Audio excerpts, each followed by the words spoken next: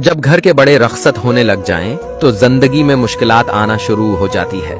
आबाद घर भी वीरान हो जाते हैं और चेहरों की रौनक चली जाती है। जब घर के बड़े रखसत हो जाएं, तो दीवारों पे लटके हुए अक्स भी उदास हो जाते हैं।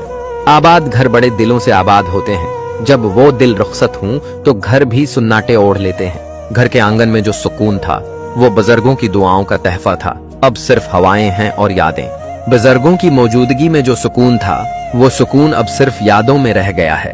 जब बड़े रखसत होते हैं, तो सिर्फ अफराद नहीं बिछड़ते, पूरा जमाना वीरान हो जाता है। बुजुर्गों की दुआएं न रहें, तो जिंदगी का सफर तूफानों से भर जाता है।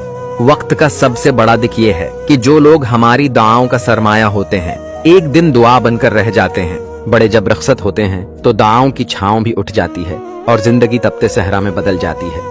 घर की बुनियादें चटकने लगती हैं जब उन कदमों की चाप मिट जाती है, जो कभी दुआ बनकर घर के आंगन में गूंजा करते थे।